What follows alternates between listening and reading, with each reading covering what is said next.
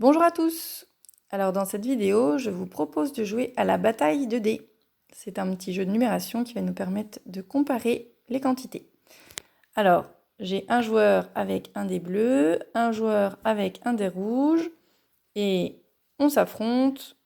Premier joueur, deuxième joueur. Alors on va voir qui a gagné, qui en a plus. Joueur bleu ou joueur rouge? Alors on a plusieurs façons de comparer les dés.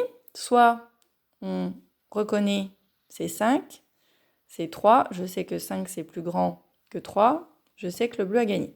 Soit je ne sais pas reconnaître globalement les constellations, et à ce moment-là, je vais pouvoir essayer de comparer terme à terme. Donc là, ici, j'ai un petit point, là un petit point, là un petit point. Ah, lui, il en a deux en plus, donc c'est celui-là qui gagne.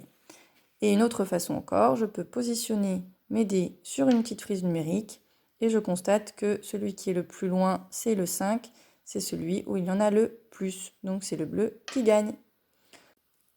Alors une chose qui peut être intéressante, si vous avez des dés de différentes tailles à la maison, c'est de voir que qui gagne si j'ai par exemple le gros dé avec 1, 2, 3, 4, 5 points et ici le dé le plus petit avec 1, 2, 3, 4, 5 points.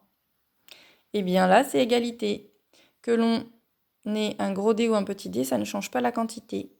C'est comme quand on parle d'avoir 5 fourmis ou 5 éléphants, c'est la même quantité, il n'y a pas plus d'éléphants parce qu'ils sont plus gros.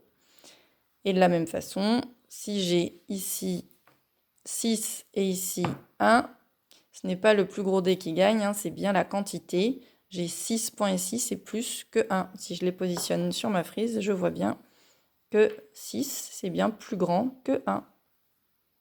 Pour complexifier, je peux rajouter un dé chacun et je rejoue.